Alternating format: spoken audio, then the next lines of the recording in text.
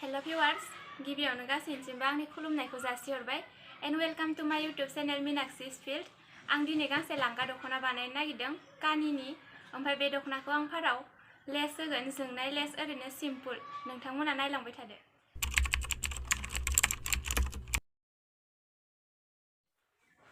दा जोङो नैबे दख'नानि गोजौनि फाराव लेसखौ होगोन 2 मिटार 34 इंच। ओमफ्राय दबानि थाखाय सिंजा उल्थायनानै एक्सट्रा होगोन बिनि आग्लायनाय खिनिखौ। ओमफ्राय आं बेखौ दा लेस होनानै सुथाबलांनोसै।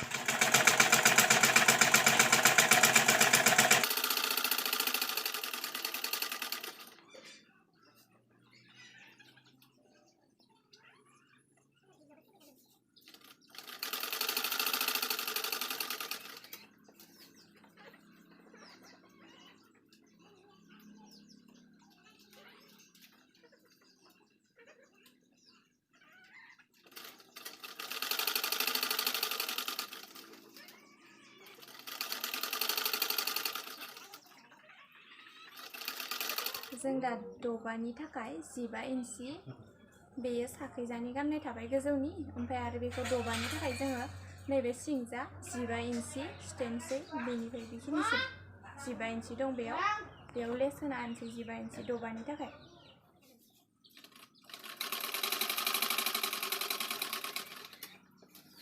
दानिया जोङो गाहायनि गाननायनि थाखाय 1 मिटार 13 इंचि लानोसै। आथिंनि जा गाननायनि थाखाय नैबेखौ बेफोरबायदि लेस होनानै सुथेना लानोसै।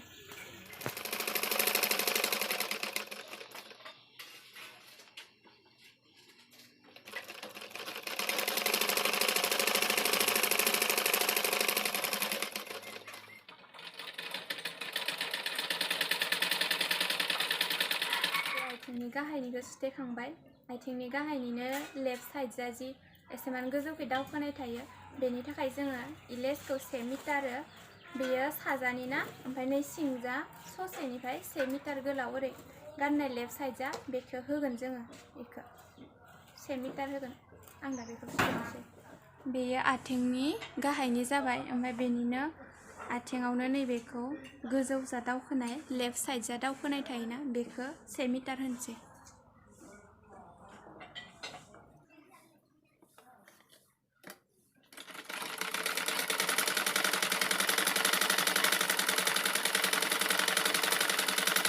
नैबे आथिंनि ओरै ससे गोजौआ लेफ्ट साइडनिया बेखौ जों बानायखांबाय।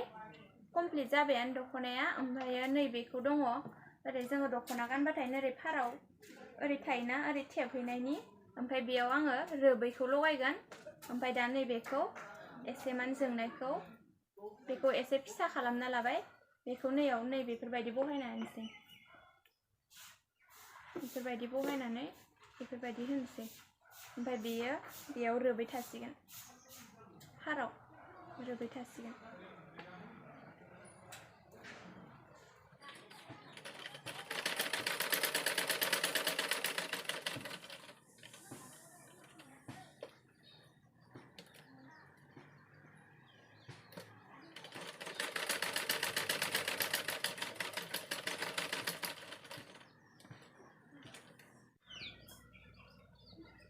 दा जोंना नैबे फारनिया जाबाय।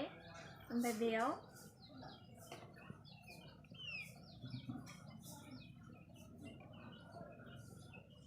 जोङो बेफोरबायदि लेस होसिगोन। बेफोरबायदि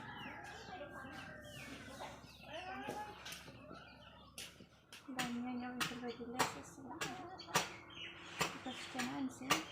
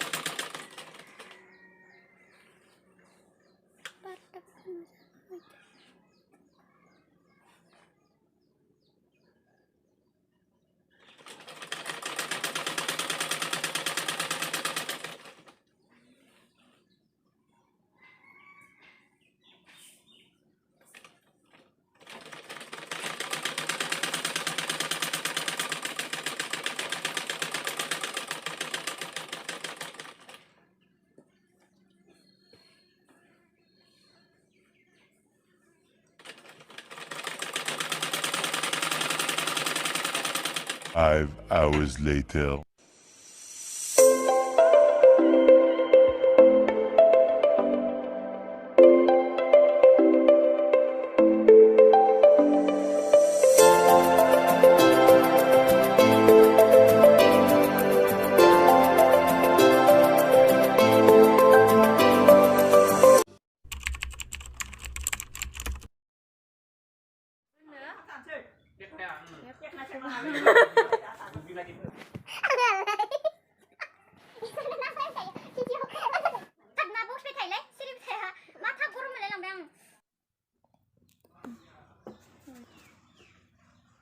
आंनि भिडिअखौ जोबजासिम नायनायनि थाखाय गासैनिसिमबो गोजोननाय थाबाय।